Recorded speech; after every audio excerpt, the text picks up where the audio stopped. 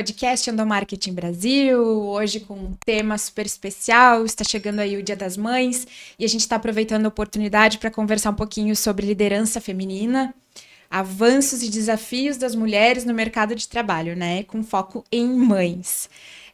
Quem é mulher enfrenta diariamente aí vários desafios e, por incrível que pareça, tem algumas pessoas que acham que eles não existem mais, que a igualdade reina absoluta. A gente vai conversar sobre alguns aspectos desse assunto, que a gente sabe que é super complexo, que é cheio de nuances, e nossa ideia aqui não é esgotar o tema, mas começar a falar alguns pontos, e para isso a gente está com uma super convidada que é Cléo Fischer, mentora, facilitadora, consultora de bem-estar corporativo. Seja bem-vinda, Cléo.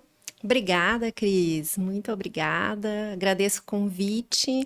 Bacana estar aqui. Eu já assisti os episódios anteriores, conteúdo de alta qualidade. Espero contribuir à altura. Que legal. Eu é que agradeço aí por ter topado o nosso convite. Conta para nós, conta para os nossos ouvintes de que forma que tu te relacionas com esse tema, né, do feminino, das mães, a liderança feminina. E já traz para nós também alguns números aí que eu sei que tu levantaste para nós. Legal.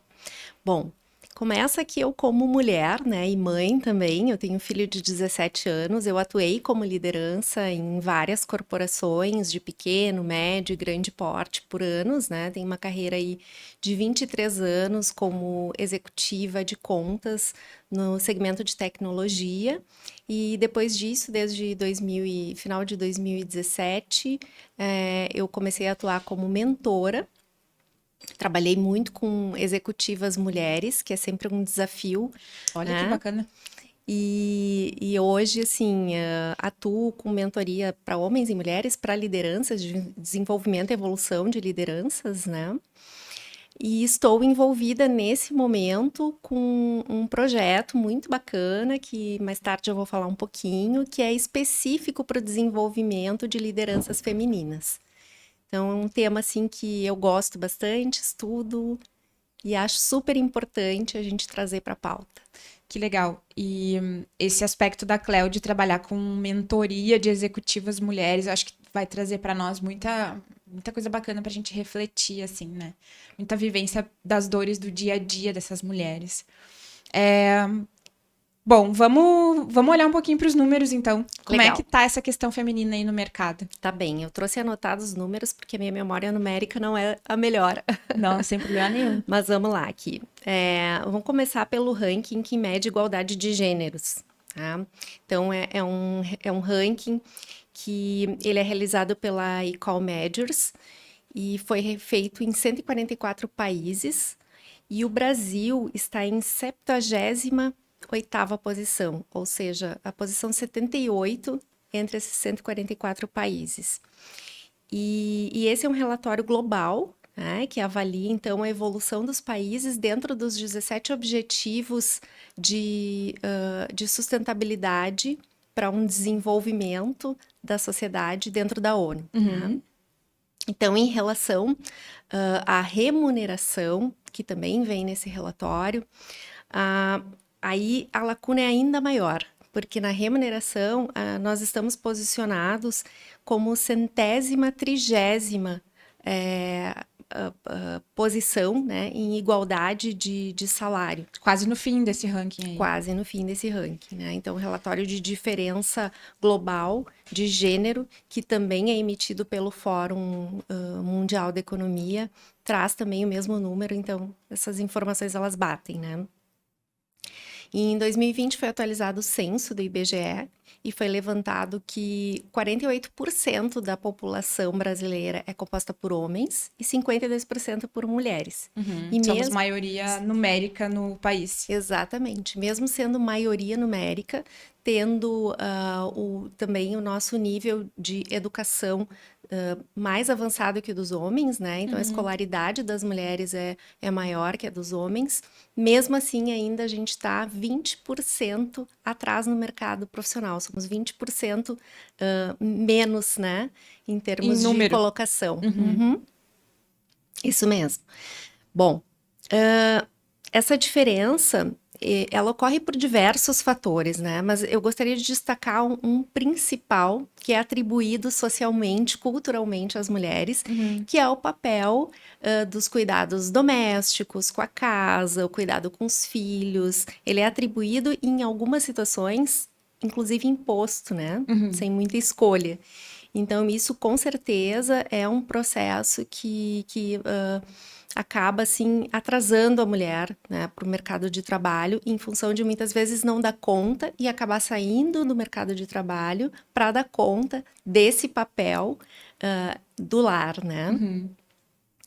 Isso significa que a entrada da mulher no mercado de trabalho, ela tem sido dificultosa ao longo dos anos. A gente já percorreu um longo caminho em relação a isso, mas ainda temos muito para fazermos, né? Bom, além disso, um outro número que eu acho bem importante, assim, que é bem sério e a gente precisa olhar é a questão dos assédios, né? Assédio sexual, assédio moral, todo tipo de abuso que se sofre no mercado profissional. No caso das mulheres, o ambiente de trabalho, segundo a agência Patrícia Galvão, tem tornado mais de 40% das mulheres vítimas ou de xingamentos, ou de distrato, de humilhação, contra um número em torno de 7% em relação aos homens. Né? Então, uma diferença bastante grande. Isso mostra discriminação, preconceito. Outro fator também que foi trazido por uma pesquisa da Cato o ano passado sobre o mercado de trabalho, em relação a justamente o que eu estava falando antes, das mulheres muitas vezes terem que abrir mão da sua carreira, principalmente depois da licença maternidade, e esse número gira em torno de 30% de mulheres que saem do mercado de trabalho e precisam ficar em casa em função do cuidado dos filhos, contra 13% em relação aos homens, né? Em torno de 13%. E são números bem, bem impressionantes, assim, né? Na verdade, faz a gente refletir, teria vários recortes que se poderia fazer, né? Mas a nossa ideia aqui é falar um pouquinho sobre as questões relacionadas à liderança, as oportunidades da gente se desenvolver e, de certa forma, navegar nesse mundo que está aí posto, né? Que nos traz desafios adicionais diariamente. Vamos começar falando, assim, de que forma que esses dados se refletem no dia a dia das organizações e como que eles dificultam a vida profissional e também a pessoal das mulheres, assim, né? Na tua vivência. Olhando para a liderança, né? Vamos lá, vou começar de trás para frente no teu questionamento. Vou falar primeiro como isso impacta para as mulheres. Hoje, no Brasil, menos de 5% dos CEOs são mulheres. E em torno de 24% só das mulheres no mercado de trabalho, elas ocupam cargos de liderança, de gestão nas empresas brasileiras, né? Então, esse número já fala muito do impacto que isso traz para as mulheres, quando a gente está olhando para a liderança. Em relação às organizações... Desculpa te interromper, mas é que claro. é chocante, assim, quando a gente olha, né? Não, a gente sabe que tem muito mais homens como CEOs, mas 5%. Menos de 5%. Menos de 5%. É uma coisa muito, muito significativa, assim. Sim, a gente tem muito ainda para caminhar, né? Para buscar espaço. Bom, isso reflete nas organizações, obviamente, porque um dos principais desafios das empresas em 2022 é cumprir com a agenda da ESG.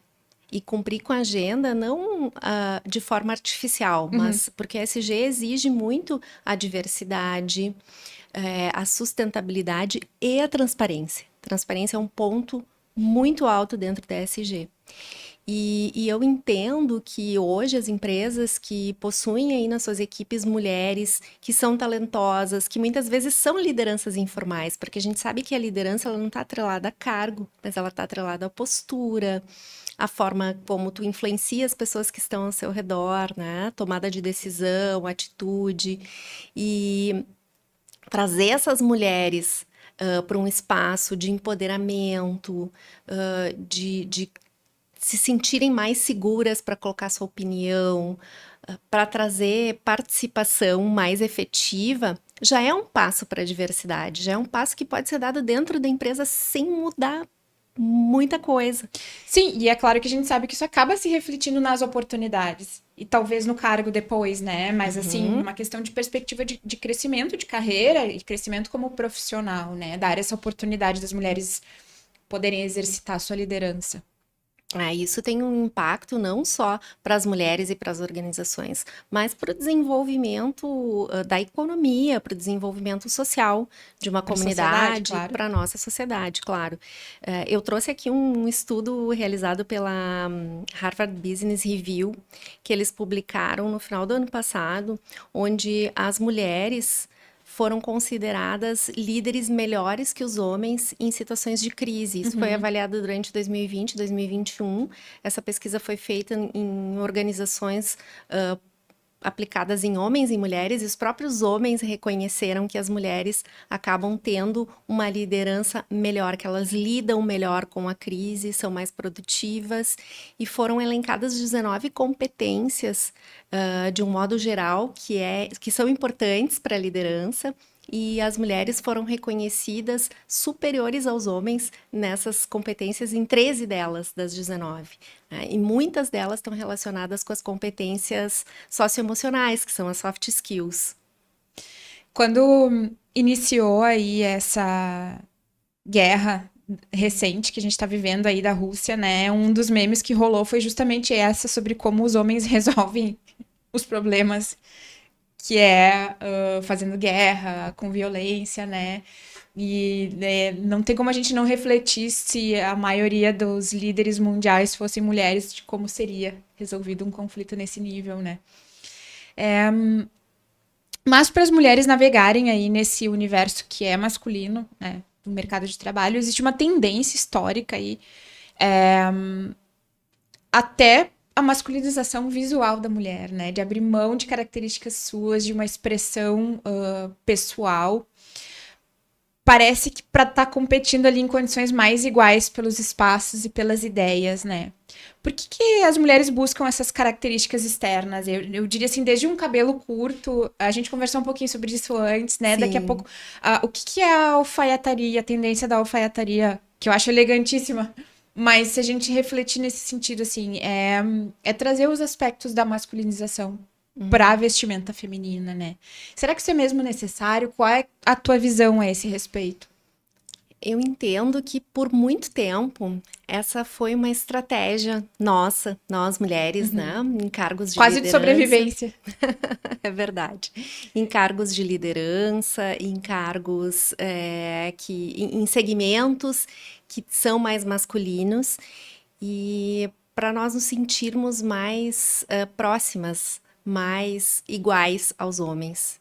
E eu falo isso por mim, porque por 23 anos eu atuei no segmento de tecnologia, que é um segmento até hoje muito masculino e que no passado era muito mais. Quando eu iniciei nesse mercado, eu trabalhei em empresas que eu fui praticamente a única mulher. Então, isso te gera uma certa condição de tu querer estar igual.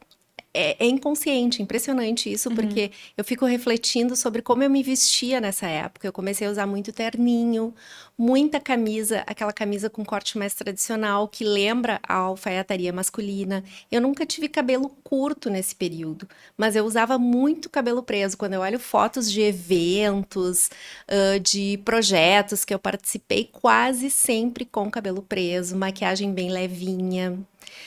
Eu normalmente usava unhas vermelhas quando eu não ia cliente, se eu tinha algum evento final de semana, mas aí durante a semana, se eu ia em cliente, se eu ia viajar a trabalho, eu tirava o esmalte vermelho. Então, o esmalte mais clarinho, mais discreto. Tinha até um meme nas mulheres que trabalhavam no mercado de tecnologia, quando pegou a moda do batom cor de boca.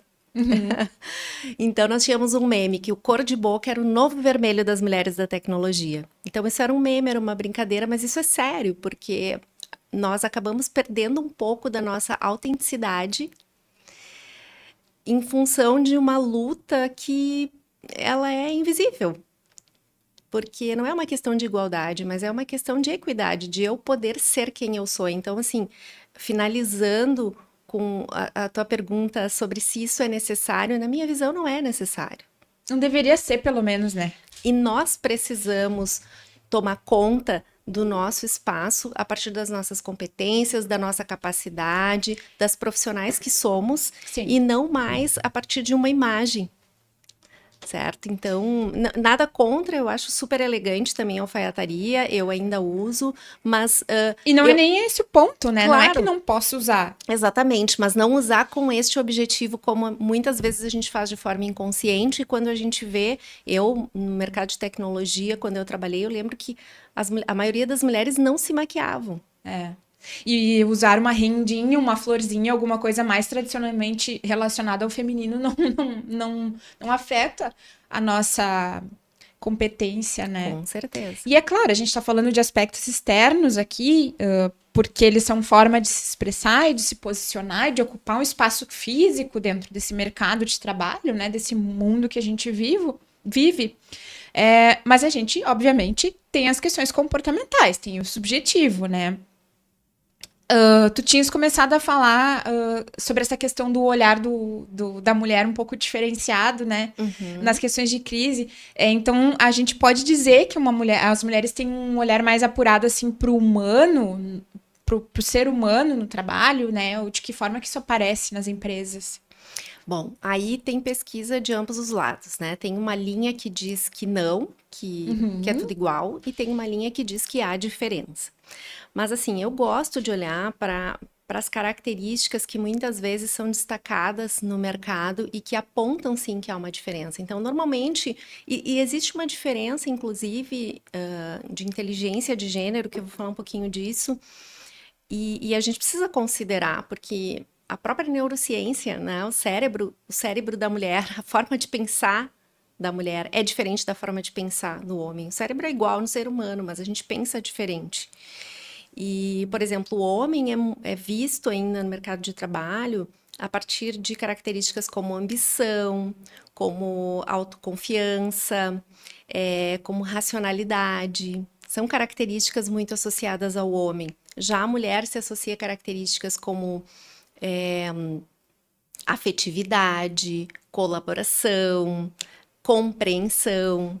Então, isso é ainda muito intrínseco.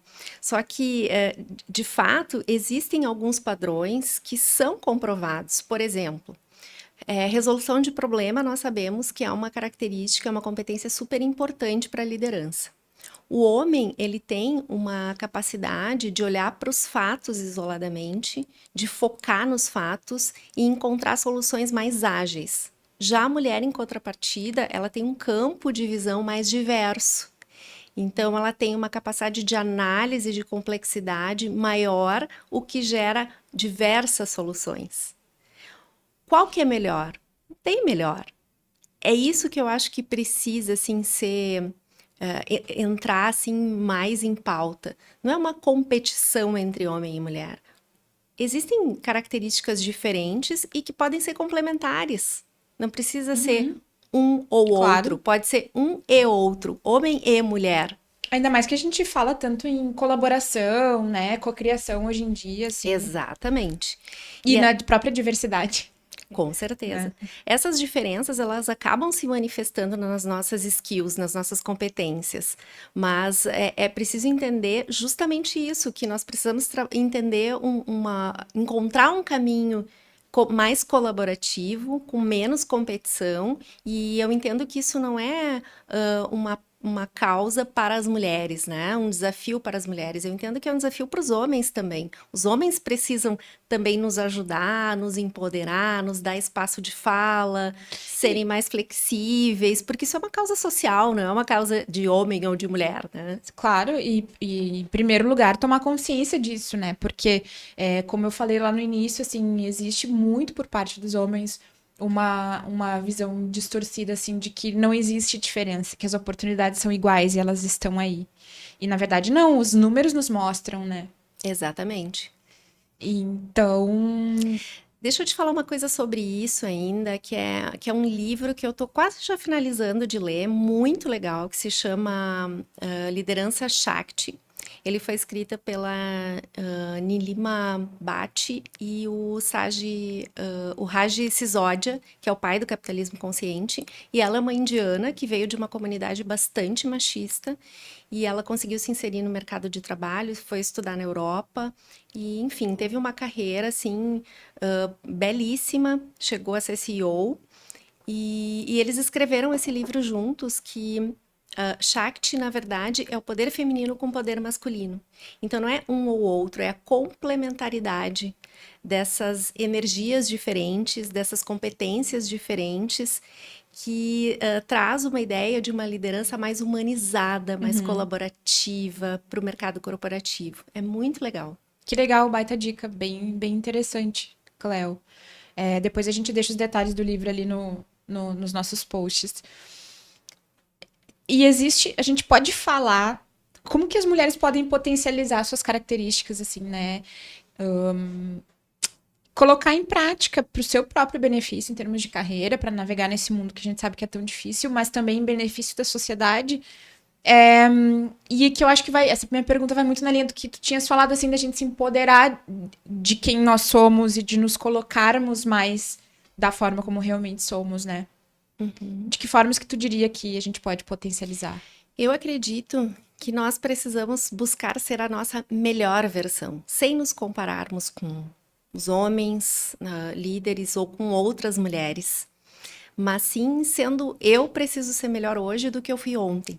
Então, buscar ser a minha melhor versão, enxergar de fato quais são as minhas potencialidades, o que eu tenho que é inato em mim e que eu posso explorar, e aquilo que eu não tenho, buscar me inspirar em outras lideranças, sejam mulheres, sejam homens, para que eu possa também me desenvolver. Então, eu acredito que esse é um caminho possível, um caminho simples, que muitas vezes a gente acaba complicando. E uma coisa importante, até eu estou aqui com a camiseta da sororidade. Muito legal. Que é clichê, sim, é clichê, mas os clichês eles se tornam clichês porque são verdades, eu sempre digo isso. Mas é muito importante, porque é verdade, quando a gente se empodera e abre espaço para outras mulheres se empoderarem, nós estamos fazendo uma representatividade. Isso é muito importante na sociedade, para que a gente gere esses espaços onde nós possamos nos ajudar mutuamente. Isso é colaboração também e precisa começar em nós. Como que nós queremos que os homens abracem essa causa conosco, que também nos gerem espaço, se entre nós não fizermos isso? Então, é muito importante. Isso passa por desmistificar algumas coisas, como a competição entre as mulheres, a questão da inveja, né? Tem alguns que também são clichês aí, mas que são fortes na sociedade, né? De que as mulheres têm que competir, enfim... É delicado. Eu não sei se o Vitor consegue fechar na camiseta da Cleo para nós aqui, para dar um close. Eu vou ler, de qualquer forma. Obrigada, Vitor. Sororidade, então, substantivo feminino. Mexeu com uma, mexeu com todas. Primeiro. Segundo, irmandade, união e afeto entre as mulheres. O terceiro, respeitar as escolhas de outra mulher sem julgar. Isso é difícil, né? É uma coisa tão importante, tão simples, mas é tão difícil. A gente tem... Mesmo que não fale, que não expresse, mas a gente está permanentemente julgando. É impressionante, assim. É inerente do ser humano. Não dá pra gente dizer, eu não vou julgar. Em relação a isso, daria pra gente fazer um podcast só falando sobre isso inteiro. Mas uma dica que eu procuro dar na mentoria não é a gente brigar contra o julgamento. O julgamento ele é inerente ao ser humano e ele sempre vem. Nós somos seres julgadores. O que faz diferença, para mim, a grande sacada é o tempo que a gente julga. É a gente se dar conta que está julgando e, dá um passinho atrás. E tudo bem, inveja é uma emoção que socialmente ela parece não ser aceita e não é legitimada, mas ela existe, a gente sente inveja. Então, nossa, que inveja da Cris, que fala super bem, que faz podcast. Então, ao invés de eu ficar te criticando e botando defeito, porque eu tô me sentindo diminuída com isso, não, poxa, eu vou conversar com a Cris. Cris, fiquei morrendo de inveja, tu fala super bem. Me dá umas dicas. Sei lá, já pensou em fazer mentoria? Quer me ajudar para eu melhorar minha comunicação? Usa essa emoção para transformar ela em algo positivo. Claro. Então... Para te movimentar, na verdade, né? E não nega. Eu acho que a primeira coisa que a gente tem que fazer é acolher isso. E aí, depois, sim, transformar isso em algo positivo que traga um resultado para minha vida. Deixa eu terminar aqui, então, as definições. O 4 Vamos lá, é tá enxergando aí? empatia, companheirismo entre as manas. O 5, moça, isso não é uma competição, ó, tem tudo a ver com o que eu tinha falado antes. Verdade. E o 6 é o melhor, ó, manas support manas. Maravilha, Isso aí. É. muito legal. Quando uma sobe, todas sobem. Perfeito, maravilhoso. Isso aí. E eu acho que isso também tem a ver um pouco com a questão da síndrome do impostor, né? Que esse termo surgiu, se falava em síndrome da impostora, e eu sei que hoje em dia se fala que homens também sofrem disso, mas conta um pouquinho pra nós, assim, do que é essa síndrome e como que ela se manifesta entre as mulheres. Bom, há exatamente 44 anos atrás, duas grandes psicólogas, PhDs, da Universidade da Geórgia, a doutora Suzanne Imes e a doutora Pauline Clamps, elas fizeram uma pesquisa bem ampla sobre isso, que envolveu homens e mulheres, e chegou à conclusão que muitas pessoas sofriam dessa síndrome, que na verdade é um fenômeno mental que gera mal-estar, não é uma síndrome, só foi dado o nome de síndrome, e foi batizado pela primeira vez síndrome do impostor, né? Ah, foi o contrário, então. Para todas as pessoas que sofriam com o auto-boicote. Só que o interessante desse estudo foi que o número de mulheres era muito maior do que o de homens nesse processo. E isso chamou bastante atenção, de mulheres que não acreditavam no seu mérito, que pensavam assim, nossa, daqui a pouco, isso foi sorte, daqui a pouco eu vou perder esse mérito, eu vou perder essa promoção, porque eu não tenho toda essa competência, se comparavam às vezes com os homens. Enfim, então isso foi um fato que chamou bastante atenção de as mulheres sofrerem demais com isso. E recentemente, e aí por isso que se adotou a síndrome da impostora, em função de a maioria serem mulheres, mas isso ataca também os homens, claro. Recentemente, a KPMG, que é uma grande consultoria empresarial, fez um estudo e publicou que 75% das mulheres que eles entrevistaram em cargos executivos sofrem ou já sofreram da síndrome da impostora. Nossa. E é um número realmente impactante, se a gente para pensar. Eu não sei qual é o número em relação aos homens, porque os estudos acabaram tomando um caminho muito maior com mulheres em função de chamar atenção. Vamos falar um pouquinho sobre como que essa síndrome se manifesta, assim, né? O que essa mulher costuma pensar. E eu não sei se tu tens uma visão sobre por que ela acaba se manifestando, né? Claro. Isso não é um processo que acontece da noite para o dia.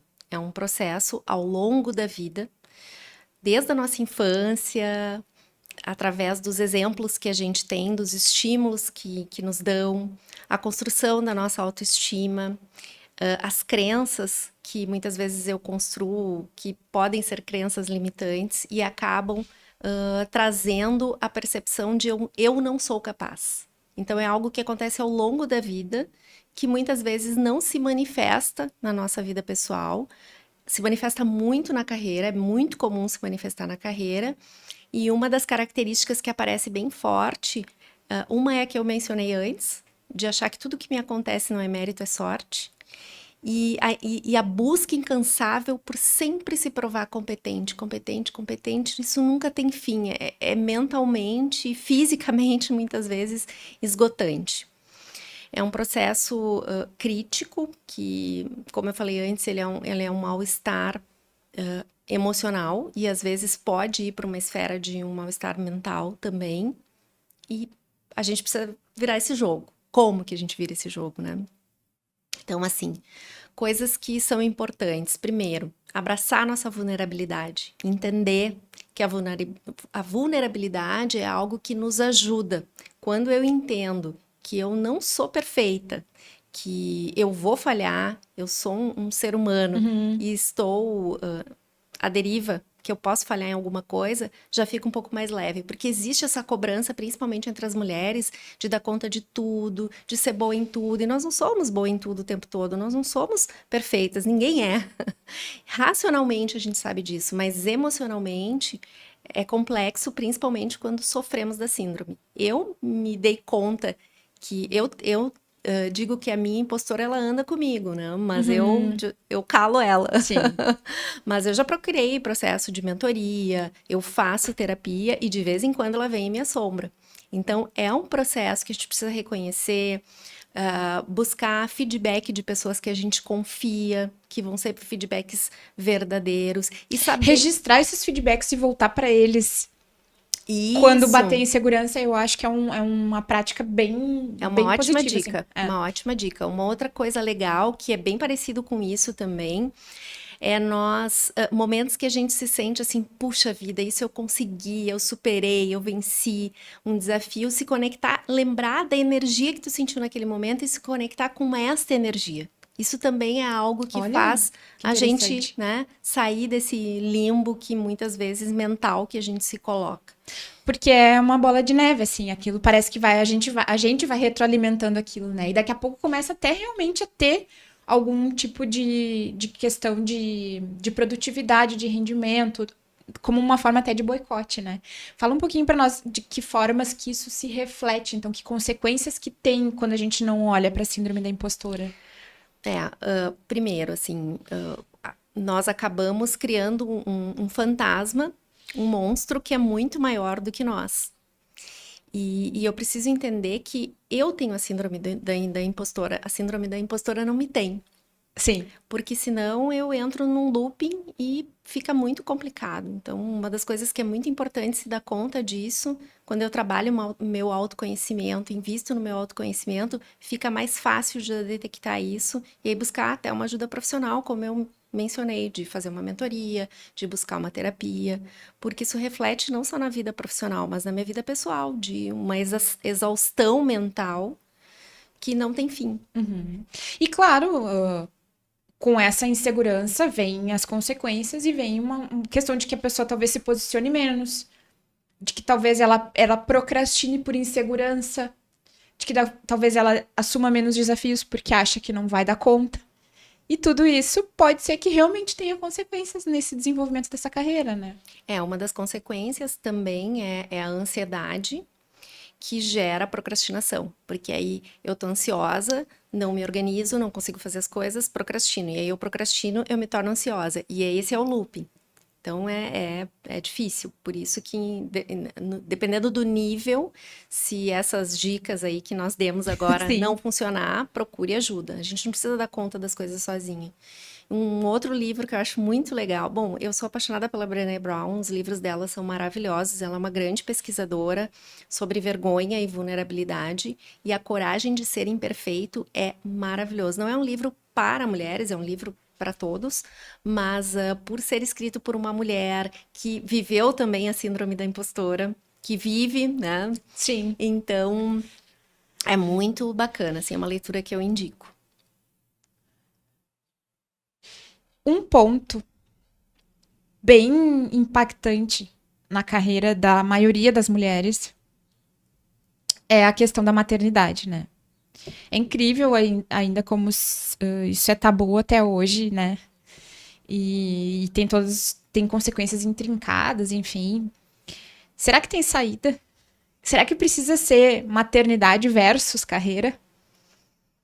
Não, nós precisamos levantar a bandeira do maternidade e carreira. E aí eu grifo esse E, porque são papéis diferentes e nós não precisamos abdicar de um por outro. A pesquisa da Cato que eu mencionei antes sobre o mercado de trabalho, que traz bastante dados sobre a mulher, tem um dado bem também importante que não aparece nos homens, aparece muito mais nas mulheres, que 48% das mães que trabalham já tiveram problemas na sua empresa em função de precisar atender um filho doente, de precisar sair para ir na escola em função de algum conflito que teve com a criança, ou porque se machucou, ou precisa chegar mais tarde por causa de uma reunião de pais, ou sair mais cedo. E isso também é algo, assim, que me chama bastante atenção, dessa falta de acolhida, eu diria até não é nem de compreensão, é de generosidade, de entender que isso é algo que faz parte da rotina, é um papel importante, não tem mais ou menos importante, são papéis É diferentes uma que a questão gente desempenha. social, né? Claro, com certeza. E a gente pode dizer assim que nós também precisamos buscar esse espaço. Tem um preconceito muito grande. Por exemplo, uma mulher que está grávida, e é um preconceito velado, porque ele é estrutural. É um machismo estrutural que também está dentro das corporações. Então, às vezes, uma mulher que está lá num cargo de liderança, ela não é chamada para fazer a gestão de um projeto porque ela está grávida. Mas ninguém fala que é por isso. Ou ela está prestes a ser promovida, descobre que está grávida e aí é retardada a promoção. Ah, quando tu voltar da tua licença de maternidade, a gente retoma. Por que isso? Porque quando a gente olha para uma empresa, para uma liderança, para uma gestão de projeto, isso não é feito por uma pessoa, é feito por um grupo de pessoas, por uma equipe. Quando nós falamos de trabalho colaborativo, uma boa liderança, ela passa diretrizes, ela delega, e eu não vejo nenhum problema se isso está claro e se a equipe realmente pega junto, de essa pessoa se ausentar para cumprir a sua licença maternidade com tranquilidade, de se ausentar para cuidar de um filho doente, porque isso é colaboração, né? A liderança, ela dá o tom, ela dá as diretrizes, mas não é ela que faz todo o trabalho. Então, isso também é um entendimento que se precisa ter. Tu vê. É meio triste, assim, falar sobre isso, até porque é um ser humano que tá ali, que tá precisando do suporte da sua família, e daí a empresa parece que separa, né? Nossas questões estruturais separam esses dois papéis, né? É, as mulheres que acabam seguindo pela maternidade, né? Existe um caminho para elas conseguirem equilibrar esses diversos papéis aí? Que a gente pode complementar nesse sentido? Hoje existe um modelo de carreira caleidoscópica que se fala. É um dos modelos de carreira, uma das formas de carreira, que ela é baseada em três grandes pilares, que é a autenticidade, que está relacionada com as minhas necessidades, com os meus valores, o balanço, que está relacionado ao equilíbrio dos papéis que eu tenho nos meus diversos contextos de vida e das escolhas que eu estou fazendo neste momento da minha vida. E o terceiro pilar, que é o crescimento, que está relacionado com a minha evolução profissional, com a minha própria ambição, seja ela de experiências, de ambições materiais. Enfim, e essa carreira, uma das grandes características é a saliência de papel. Ou seja, nós somos seres humanos integrais. Nós não somos um gaveteiro que tem várias gavetinhas e que cada gavetinha tem um papel. Então, agora eu vou abrir a gavetinha que eu sou mãe e eu vou exercer só meu papel de mãe, todos os outros estão chaveados na gavetinha. Ou vou exercer meu papel profissional e todos os outros, isso não existe. A pandemia veio para nos jogar isso na cara no momento que a gente juntou as nossas coisas do escritório e transformou o nosso lar, o espaço da nossa família, que é a nossa casa, em escritório. O fio já era tênue antes. Nós que não paramos para olhar isso. E a pandemia nos mostrou que nem fio mais existe, né? Obrigou todo mundo a ter que lidar com isso numa Exatamente. dimensão mundial, né? Então, assim, esse modelo de carreira, eu entendo que é um modelo que permite que tu escolha, assim, bom, neste momento o papel mais saliente, nós estamos falando de maternidade, por exemplo, é a maternidade. Isso não quer dizer que a minha carreira seja menos importante, mas é o papel mais saliente. Eu acabei de ter um bebê, ou eu estou num processo ali de transição, uma separação, uma mudança que afeta o meu papel como mãe, eu vou focar mais nesse papel. Obviamente, porque a gente não pode comparar qual é mais importante, são importâncias diferentes. Então, precisa ter essa visão e entender, assim, eu como profissional, me organizar e poder fazer uma carreira sustentável para quando esses papéis, eles mudam a saliência, eu ter autonomia, eu ter espaço para poder me organizar dentro disso. E as empresas têm uma responsabilidade social de gerar esse contexto. E óbvio que só reforçando que a gente está falando de liderança feminina, a gente está olhando para um recorte social, a gente não está absolutamente falando de todas as classes de mulheres que daqui a pouco têm muito menos acessos e muito menos possibilidades, inclusive, de fazer escolhas, né? Com certeza. Acho que é bem importante, Cléo, a gente deixar isso claro, assim. A gente tá falando aí para uma bolha, né? É para uma bolha, é verdade, porque como nós estamos falando de liderança, então é realmente um recorte muito pequeno desse cenário todo aí de números que eu trouxe, que eu vim trazendo assim, primeiro um número mais genérico e depois eu fui fechando para liderança, para números aí relacionados a CEO, a cargos de liderança, porque realmente é um universo muito restrito. Tanto que a gente sabe que a própria pandemia, que afetou muito essas questões relacionadas a trabalho e maternidade, afetou de formas muito diferentes as classes sociais, né? Com certeza. Bom, e sobre as mulheres que optam por não terem filhos, né? Que acabam não tendo, ou então quando vem ficou muito tarde, né? Tem a questão aí do congelamento de óvulos, que vem crescendo o interesse. E às vezes, quando a mulher vai se interessar por isso, já tá até tarde para fazer a coleta, né? Na tua opinião, as escolhas profissionais da mulher acabam influenciando nessa decisão? Eu acredito que sim. Não só isso, e aí eu vou dar uma opinião bem pessoal, baseada assim em conversas com amigas, com clientes e em leituras, mas eu acredito que tem uma influência muito grande, sim, quando a mulher acaba retardando esse processo, como tu falaste, e às vezes fica tarde demais, porque se dedicou muito à carreira e não olhou para isso. Mas também existe um outro viés de mulheres que decidem não ser mães. Sim.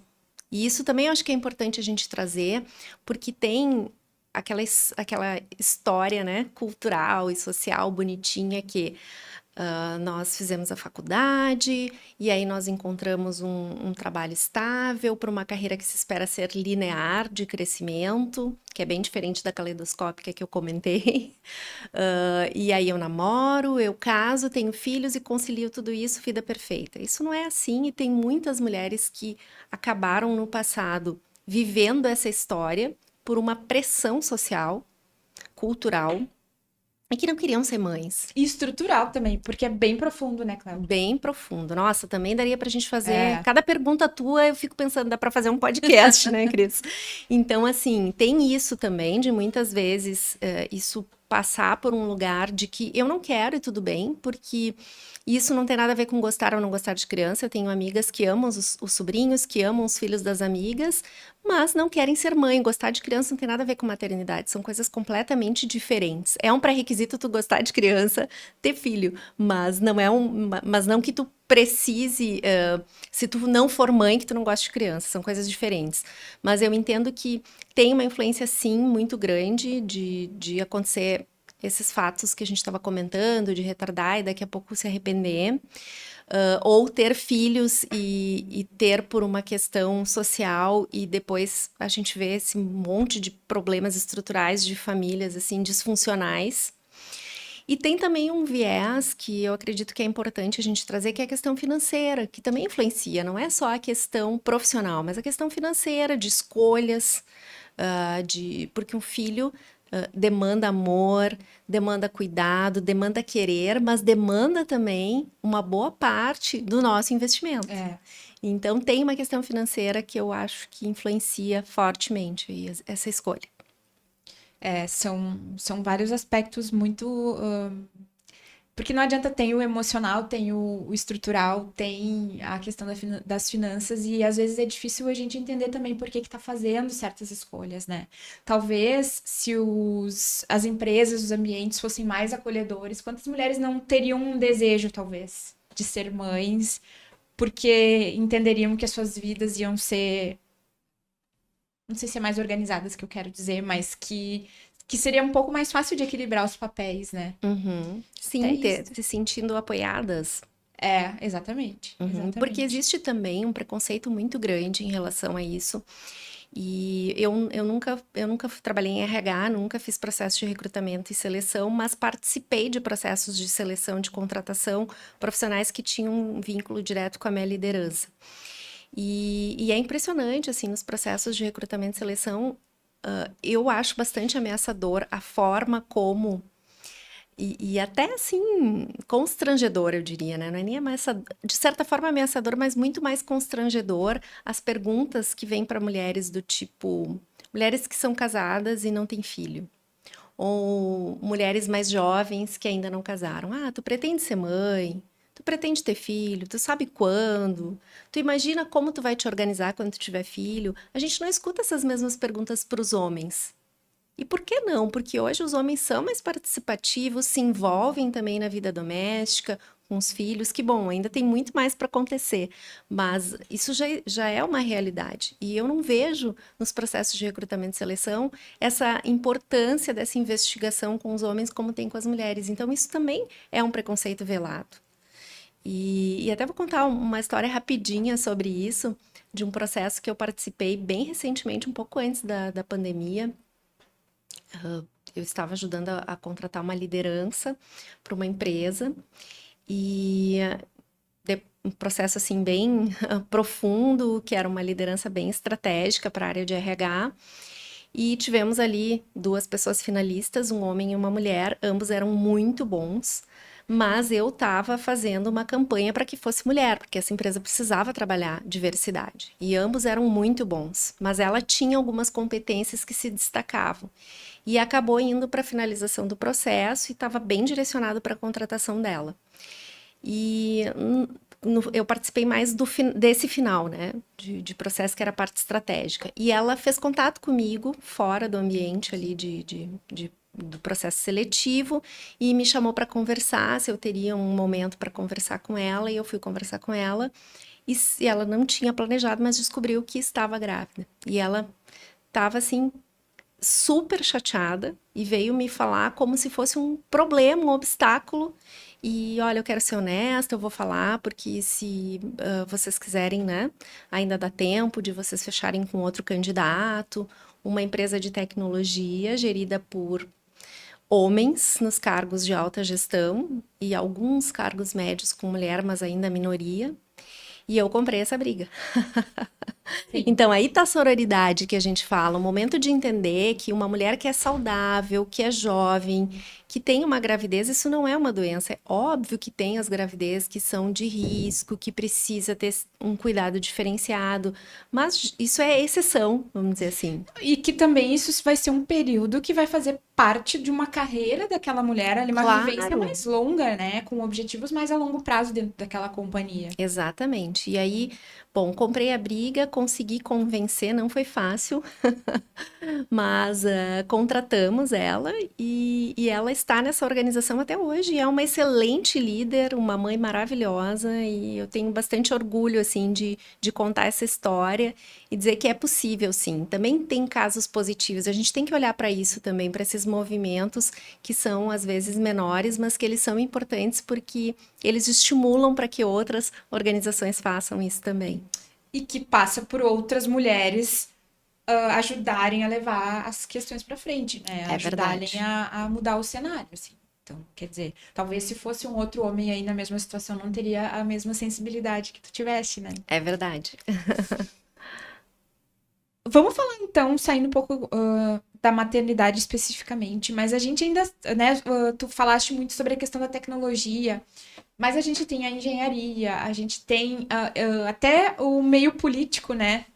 E a própria autogestão, independentemente da área, assim, um universo mais decisório, né? E tem uns segmentos que a mulher ainda hoje tem tanta dificuldade de estar inserida, assim. A que a gente pode atribuir isso? Bom, isso é fato. E os números também não mentem, porque o próprio mercado de tecnologia que nós comentamos antes, que é um mercado que eu conheço bastante, existe um levantamento nas empresas da América Latina que menos de 20% dos profissionais em TI são mulheres, e esse número cai muito quando a gente olha para cargos de liderança. E como tu mencionaste, engenharia, política, isso ainda tem um estereótipo muito masculino, na minha opinião. E por isso acaba não tendo tanto espaço para as mulheres poderem se desenvolver como potenciais lideranças. E ainda as regras são muito feitas pelos homens por serem mercados ainda muito masculinos. E isso não acaba não gerando espaço para as mulheres, né? O esporte é assim também, a gente vê isso muito forte no meio esportivo. E a política até tem uma coisa bem interessante, não sei se tu viu o que aconteceu semana passada, saiu na mídia, a prefeita de Tocantins, a prefeita de Palmas, em Tocantins, né, cidade de Palmas, ela teve bebê e estava 2 semanas de resguardo e foi chamada pela chefe de gabinete dela dizendo, olha, tu precisa vir para uma solenidade porque está fechando 2 semanas que tu não vem e se tu não vieres para essa solenidade sem uma justificativa, como se ter um bebê não fosse uma Suficiente, né? mais do que plausível, vamos combinar, Sim. né? E aí tu vai acabar sendo exonerada, vai perder o teu cargo por abandono.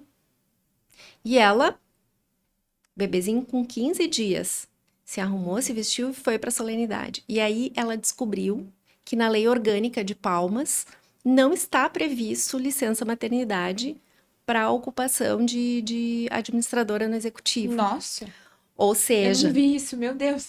e aí isso me chamou bastante atenção, eu fui dar uma pesquisada, fui atrás, porque eu achei, nossa, mas que contrassenso, existe uma lei federal que protege as mulheres, que existe licença maternidade de 4 meses, 30 dias de férias, o que acontece aí? Em algumas áreas não vale essa legislação federal. Então, por exemplo, para cargos eletivos, vale a lei orgânica do município. Uhum. E hoje nós temos aí 5 mil municípios no Brasil e só 12% é administrado por mulheres, por prefeitas. E isso demonstra. E aí eu descobri assim várias histórias de mulheres vereadoras, deputadas estaduais, que tiveram situações assim, ó, absurdas. Essa prefeita de Palmas mesmo, a equipe dela ficou tão tocada que eles transformaram uma sala de trabalho num quartinho, fizeram uma vaquinha, fizeram um quartinho para que ela voltasse a trabalhar, porque ela precisou voltar a trabalhar e para ela poder ficar amamentando e ficar com o bebê. Ou seja, ela não vai ter o período de licença. E agora a lei lá está sendo revisada para contemplar isso para os próximos casos que acontecerem. Então, a gente tem ainda muito essa masculinização, essa falta de representatividade no espaço político. E o machismo estrutural, ele é muito forte nesse campo. E a gente precisa mudar essa realidade. Esses fatos, quando eles acontecem, eles precisam vir à tona, eles precisam, sim, ser divulgados para que se tome uma ação, se faça alguma coisa para que nós tenhamos mais mulheres à frente de posições de decisão, de liderança, para que levem outras, né? Para que a gente cresça nesses espaços. Com certeza, com certeza. Eu tava lembrando de um documentário que eu assisti que se chama Mercury 13, Mercury 13, que conta. Daí tava até procurando aqui pra ver se achava o nome.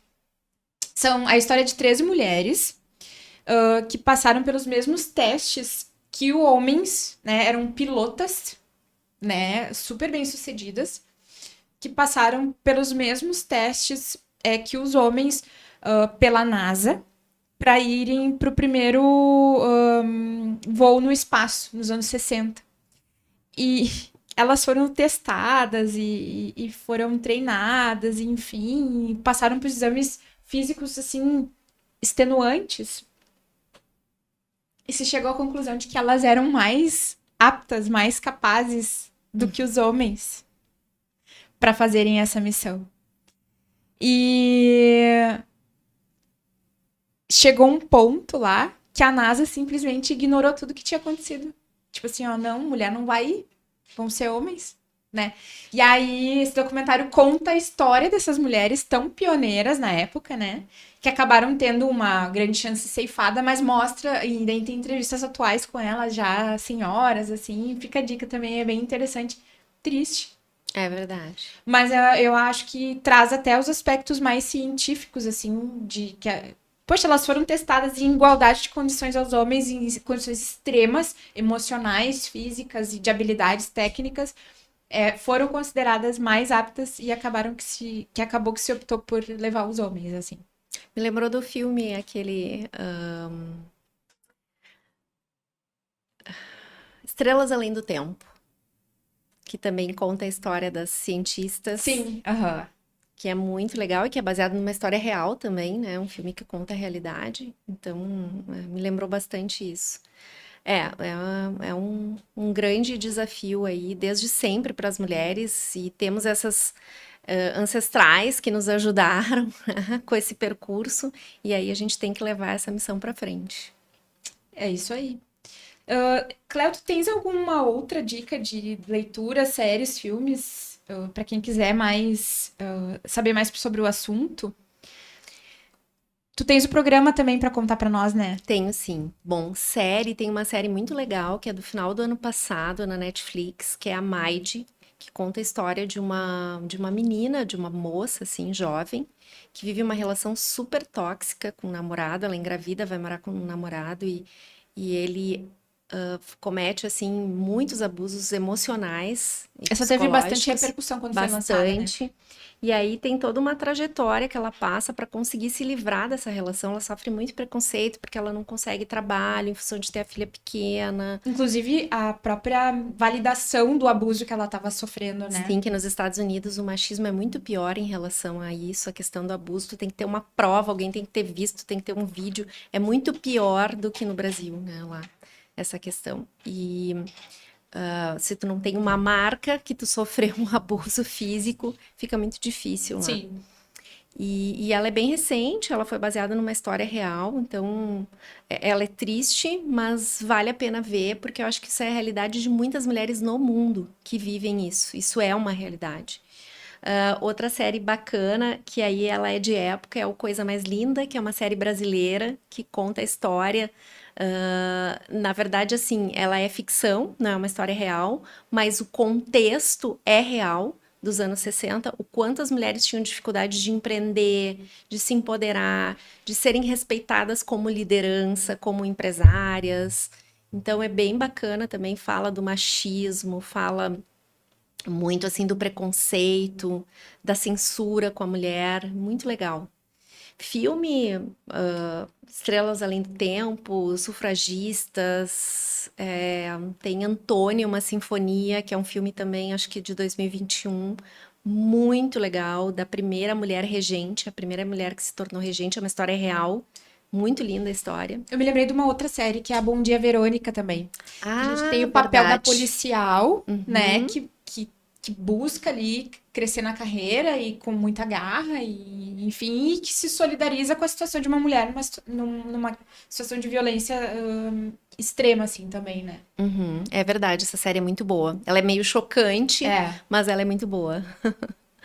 Bom, e aí tu me perguntou um pouquinho do programa de Sim. liderança feminina, né? Um programa de desenvolvimento de liderança feminina é da SBDC, a Sociedade Brasileira de Desenvolvimento Comportamental. Estou com eles trabalhando como coautora do desenvolvimento desse programa, como responsável técnica, junto com a Petula Borges e o Marcos Ronsoni, que são diretores executivos e sócios na SBDC. A SBDC é uma instituição que trabalha já há 14 anos com mentoria, eles são referência nacional nessa área. E eles têm uma metodologia, uma plataforma proprietária muito bacana, com bastante interação, bastante conteúdo. E o programa, na verdade, assim, ele tá dividido em 3 grandes etapas, né? A primeira são as dores, os desafios das mulheres, que nós falamos bastante aqui, então isso vem muito em pauta e ele está sendo tratado dentro de facilitações de grupo para ter Eu bastante ia te perguntar troca, quais eram as interação. técnicas, Né? Ele é 100% online e depois a segunda etapa é trabalhar os principais pilares de sustentação da liderança feminina. Então, além de trabalhar as questões relacionadas a dores, desafios, que o programa tem como objetivo trabalhar competências, como é que eu sustento essas competências, como é que eu sustento esse lugar de liderança, de que lugar eu estou falando de liderança, isso é bem importante. E aí, essa etapa, ela é a partir de conteúdos autorais, de nós 3, em aulas síncronas, assíncronas e mistas. E depois a terceira etapa é um programa de mentoria, onde a gente faz todo um apoio e mentora para trabalhar competências e tornar essas mulheres mentoras de outras mulheres. Olha, que para que interessante. sejam mentoradas dentro das suas empresas, para que mulheres desenvolvam mulheres dentro da organização. Então, é muito legal. Por enquanto, o programa está voltado para ser in company, né, para trabalhar dentro da cultura da organização. Mas aí fica uma super dica para empresas que estão olhando para essas questões de diversidade, cuja questão de gênero tá super em alta, né? exatamente, tá latente aí. Daqui a pouco esse programa é uma excelente forma aí de começar, de trazer para dentro da empresa, né? Claro, depois eu vou deixar o link com conteúdo, com os materiais ali falando da metodologia. É bem bacana, vale a pena dar uma olhada sim, Cris. Que legal, Cleo. Queres deixar uma mensagem para a gente encerrar aqui a nossa entrevista? Quero sim. Bom, uma coisa que eu esqueci de comentar antes das dicas são dos livros. Eu falei em alguns livros, né, durante a nossa conversa, mas tem um livro muito legal que eu quero muito indicar, que vale a pena, que tem também, acho que ainda deve estar no acervo da Netflix, a palestra da Michelle Obama. O livro dela, Minha História, é espetacular, porque além da questão do preconceito de mulher, ela também vive o preconceito racial, então uma mulher negra, né? Então duplo preconceito. E é muito legal a história dela de superação, do que ela fez, do empoderamento. E o livro dela é espetacular, assim, vale a pena, é uma bela de uma lição. E um outro livro muito bacana é o da Malala, também, que Eu Sou Malala, muito bacana a história. Quem não leu, que conhece só a história aí pela mídia, vale a pena ler, porque os detalhes também sobre empoderamento vale a pena, muito legal. Uma menina ensinando pra gente aí sobre empoderamento. Muito, muito bacana. Eu lembrei também que a Brené Brown, acho que tem a palestra dela no... Tem também, isso mesmo. Não sei se é do livro que tu citou, mas... Não é desse livro, é do primeiro livro dela. Mas é muito boa. Legal, fica mais uma dica aí, uma série de... Pra quem quer se aprofundar no assunto, já tem um caminho aí. É verdade. Que legal, Cleo. Queria muito te agradecer por compartilhar aí os teus conhecimentos com a gente. Esse foi um tema que surgiu, assim, a partir do nosso papo. A gente tinha uma outra ideia em mente, né? É pra verdade. Fazer aqui, aí vamos fazer nessa linha, vamos aproveitar aí que a Cleo tá mergulhada nesses assuntos e que tem uma vivência super sólida. A gente sabe que tem questões... estruturais sociais, tem a questão das interseccionalidades também, que a gente não consegue... A gente tem um podcast aqui de 1 hora, mas a nossa ideia é trazer algumas reflexões, então, já que a gente está chegando aí no Dia das Mães, uma data tão comercial, a principal data comercial do mercado, né? No varejo é a segunda data mais importante, perde só para o Natal. Perde só para o Natal. Então, para a gente poder, então... trazer um pouquinho de reflexão aí sobre os desafios que as mulheres, e principalmente as mães, vivem no mercado de trabalho. Obrigada, Cleo. Obrigada eu, Cris. Um prazer estar aqui contigo e acho super importante a gente trazer esses temas aí para evidência. Que bacana. O podcast Endomarketing Brasil, então, de hoje fica por aqui. Pessoal que está assistindo no YouTube, não esquece de curtir, aperta no sininho para receber as atualizações. Toda semana tem episódio novo, todas as quintas-feiras no fim da tarde. Segue a gente também nas redes sociais, @endomarketingbrasil. E, claro, não posso deixar de falar da empresa que faz a gente trazer esse conteúdo todo, que propicia esse conteúdo para o mercado, que é a Pix Media, startup de tecnologia com foco em soluções para comunicação interna. Segue lá, @pix.media, fica por dentro de tudo que a gente faz. E se interessar, marca um papo com nossos consultores, o pessoal é muito bacana, com certeza vai ajudar vocês a entenderem aí de que forma que a Pix pode ajudar solucionadores de comunicação interna, de endomarketing, de RH e melhorar aí o engajamento da empresa. Um abraço a todos e até semana que vem.